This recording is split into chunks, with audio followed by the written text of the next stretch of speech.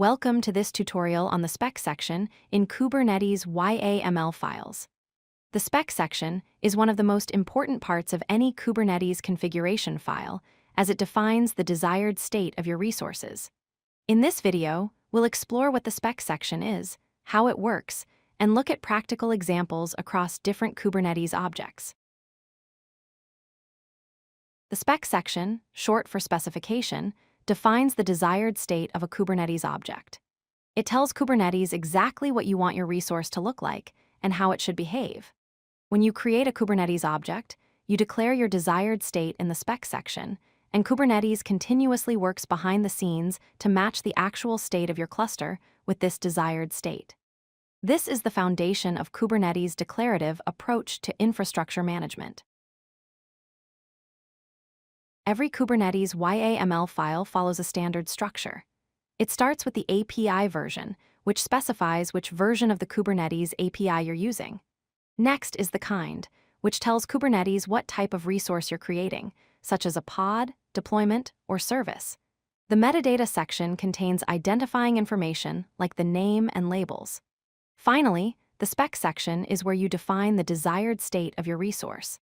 In this example, we're creating a pod with a single Nginx container running version 1.14.2. Let's look at a pod spec in detail. The spec section for a pod primarily defines the containers that will run inside it. Here, we specify a container named Nginx using the Nginx image version 1.14.2. We also define the container port as 80, which is where Nginx listens for traffic. Additionally, we can set resource limits to control how much memory and CPU the container can use. In this example, we're limiting the container to 128 megabytes of memory and 500 millicores of CPU. A deployment spec is more complex than a pod spec because deployments manage multiple pods. The replicas field specifies how many identical pods you want running. In this example, we want 3 replicas. The selector tells the deployment which pods it should manage based on their labels. Here, it's looking for pods with the label app equals Nginx. The template section contains the pod specification that will be used to create each replica. Notice that the pod spec is nested inside the deployment spec, creating a hierarchy of desired states. Services handle networking in Kubernetes, and their spec section reflects this purpose. The type field defines how the service will be exposed. In this example, we're using load balancer, which creates an external load balancer. The selector determines which pods this service will route traffic to, matching pods with the label app equals Nginx. The ports section defines the networking configuration. We specify TCP as the protocol, port 80 as the service port, target port 80 as the container port, and node port 30080 as the port on each cluster node.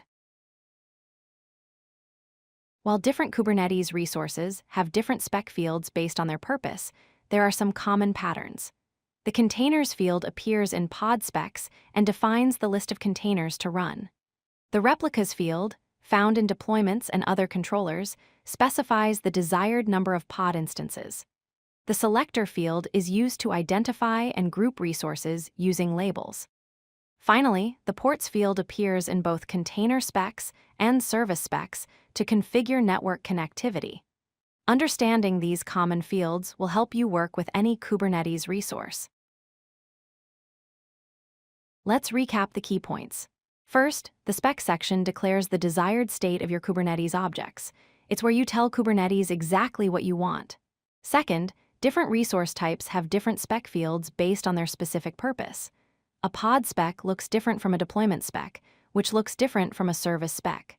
Finally, Kubernetes continuously reconciles the actual state to match your spec. This self-healing behavior is what makes Kubernetes so powerful for managing containerized applications. Thank you for watching, and happy learning. If you like this video, hit that like button and don't forget to subscribe. Visit codelucky.com for more such useful content.